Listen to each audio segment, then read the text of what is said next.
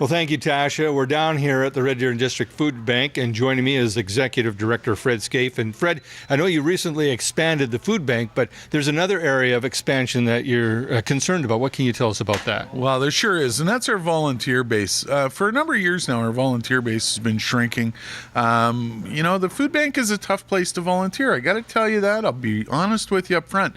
In the wintertime, it gets a little chilly. It's working in a warehouse environment. It's dirty. It can be dusty at times, and it's not for everybody because the work can be fairly physical. So we've had a decline in the number of volunteers we've had, to the point where, unfortunately, there's been a few times when we've had to adjust our operating hours because of it.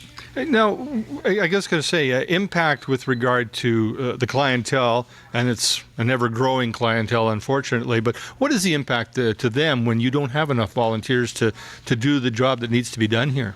Well, literally what that means is we close the door. I mean, we have a minimum level that we can operate with, and we have to have 3 people on the main floor.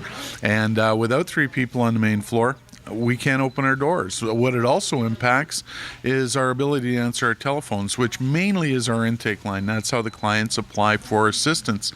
And just yesterday, we ended up having to close that line an hour early in the morning. And it was extremely busy at the time, too. And that tells me there's a lot of need in the community. We're kind of in that middle of the month range where a lot of people are looking for assistance. And because we were short volunteers, we couldn't answer those phone calls. Okay. Give me a kind of Reader's Digest version of what a typical day for a volunteer at the food bank might consist of.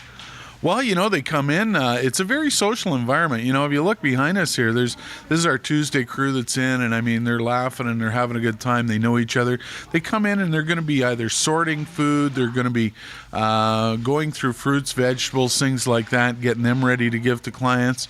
They're going to be packing hampers, and they're going to be dealing with the clients also.